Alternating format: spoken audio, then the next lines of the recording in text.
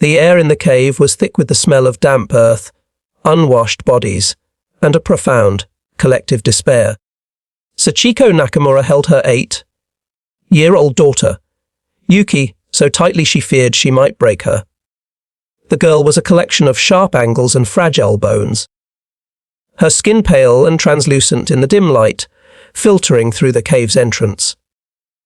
For 3 weeks, they had been hiding here, a group of 20 civilians surviving on handfuls of wild mugwort, sips of rainwater collected in a rusty can, and the fading hope that the world outside still existed. Yuki's eyes, once bright with childish curiosity, were now hollow, vacant pools. She had long forgotten the feeling of a full stomach. The voices, when they came, were not the guttural Japanese of the imperial soldiers, but something foreign, alien, American. Sachiko's heart hammered against her ribs, a frantic bird in a cage of bone. The propaganda echoes screamed in her mind. They are demons. They will torture you. They will defile the women and eat the children alive. A clean death is the only honorable choice. She had believed it. They all had. But starvation had a way of sapping even the will to die. They had been too weak to use the grenade the soldier had given them. Too exhausted to find the cliff edge for a leap of honor. So they hid, waiting for the monsters. Heavy boots crunched on the limestone gravel outside, casting long, distorted shadows into the mouth of their refuge. Sachiko pressed Yuki's face into her ragged dress, shielding her eyes, waiting for the muzzle flashes, the searing pain, the end. Instead, a voice called out, strangely calm, its Japanese broken and heavily accented but undeniably human. Deijobu desu. Tabemono aramasu. It's okay. We have food. The words made no sense. They were a trick, a cruel deception to lure them out for slaughter. But then a shape blocked the light, not a monster, but a young man in a dusty uniform. He wasn't aiming his rifle. In his hand, he held a small, brown-wrapped bar. He knelt, his movements slow and deliberate, and placed it on the ground before retreating a few steps. Curiosity, a sensation Sachiko thought had died within her, flickered weakly. After a long, tense minute, an old man from their group, Mr. Yamashiro, crept forward on trembling limbs. He picked up the object, unwrapped it, and sniffed. He broke off a tiny piece and put it in his mouth. His eyes, sunken in their sockets, widened imperceptibly. He nodded slowly to the others. It was safe. Sachiko took a piece for Yuki. The child looked at the strange brown substance with suspicion, her survival instincts warring with a primal hunger. Finally, she took a small, tentative bite, her entire body stilled. Then, a miracle. A tiny, almost forgotten light sparked in the depths of her hollow eyes. It was sweetness. A profound, overwhelming, impossible sweetness that flooded her senses, a taste from a forgotten world of peace and plenty. It was chocolate. For the civilians of Okinawa in the spring of 1945, the island had become a laboratory of human suffering. Trapped between the anvil of the retreating Japanese Imperial Army and the hammer of the American advance, nearly 300,000 civilians found their home transformed into a charnel house. The Japanese military, in its final, desperate stand, had commandeered every scrap of food, every grain of rice, for its combat troops. The traditional Okinawan diet of sweet potato, vegetables, and fish vanished, replaced by a desperate scavenging for roots, snails, and the bark of trees. Military police enforced a brutal doctrine: surrender was treason. Civilians were driven into the vast, labyrinthine cave systems that riddled the island, told to die for the emperor rather than face capture. In these dark, damp tombs, society crumbled. The strong took from the weak. Parents watched, powerless, as their children's bellies swelled with kwashiorkor, while their limbs withered to skeletal proportions. The elderly simply faded away in dark corners. Their bodies left where they fell. The constant, gnawing hunger eroded bonds of community, of family, of humanity itself. They had been prepared for demons. The propaganda machine had been relentless. Radio broadcasts, school lessons, and military decrees had painted the Americans as subhuman beasts, racially impure mongrels incapable of honor or mercy. They were depicted as ogres who tortured for sport and feasted on human flesh. Children sang songs about brave Japanese soldiers slaying these demon-faced enemies. The fear was not just of death, but of a fate worse than death, a supernatural horror made flesh. This psychological conditioning was so effective that the first sight of an American soldier triggered a terror far beyond the rational fear of an enemy combatant. They were expecting monsters from a folk tale. They found young men, wary and war-hardened, but undeniably human. The American soldier, Private First Class Thomas Kowalski from Chicago, had fought his way across the Pacific. He had seen the fanatical banzai charges, the sniper fire from hidden caves, the brutal determination of the Japanese soldier. He was prepared for more of the same on Okinawa. Nothing in his training had prepared him for the cave. He was part of a mop-up detail, checking cleared areas for stragglers. The cave mouth was small, almost hidden. He shined his flashlight inside and the beam reflected off dozens of pairs of terrified eyes. They were skeletons draped in skin. Old men, women, so many children. They huddled together, not making a sound, their fear so palpable it was a physical force in the air. They were waiting for the death they had been promised. Kowalski's combat instincts melted away, replaced by a stunned, paternal horror. He slung his rifle. "Hey, take it easy."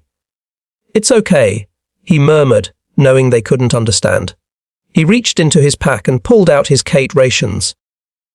He started with the chocolate bars, Hershey's tropical bars designed not to melt in the Pacific heat. He unwrapped one and held it out. The children only shrank back further. He broke off a piece and ate it himself, showing them it was safe. Then he placed the bars on the ground and backed away. A small, emaciated boy, all huge eyes and bony limbs, finally crept forward. He snatched a bar and scurried back to his mother. He took a bite. The transformation was instantaneous. The terror in his eyes was replaced by shock, then by a dawning, wondrous pleasure. He devoured the rest, his tiny body trembling not with fear, but with the shock of this new, heavenly sensation. Kowalski felt a lump form in his throat. He started handing out everything he had: crackers, a can of ham, his packet of hard candies. This was not the enemy. This was just a kid, and he was hungry. The doctrine of abundance that guided American logistics was something the starving Okinawans could scarcely comprehend. While the Japanese military starved, the Americans operated with a staggering surplus. Each soldier carried rations providing nearly 4,000 calories a day: canned meat, fruit, chocolate, coffee, cigarettes. Supply ships disgorged mountains of provisions onto the beaches, fresh bread from floating bakeries, ice cream from repair ships, and endless pallets of canned goods. It was a testament to an industrial might and a logistical genius that Japan could not match. For the Okinawans, this abundance was a revelation that shattered their worldview. The Americans weren't just sharing food. They were sharing from a position of such immense wealth that they could afford to be generous to their defeated enemies. Sergeant Bob Martinez from El Paso found himself the unofficial mayor of a ruined village. His squad had discovered over 200 civilians living in a network of tunnels beneath the rubble. He radioed for support, and soon a truck arrived. Not with ammunition, but with food. He organized the distribution with military precision, creating lines, prioritizing families with small children and the infirm. He handed out cans of Spam, corned beef, and thick, hearty stew. The civilians accepted the food with trembling hands and bowed heads, their eyes wide with disbelief. The food was strange, heavily salted and fatty, but it was life itself. An elderly man, Taro Yamashiro, who had been a village leader, watched the proceedings with an administrator's keen eye. He saw the efficiency, the fairness, the lack of corruption. They had more food in one truck than our entire prefecture had seen in a year.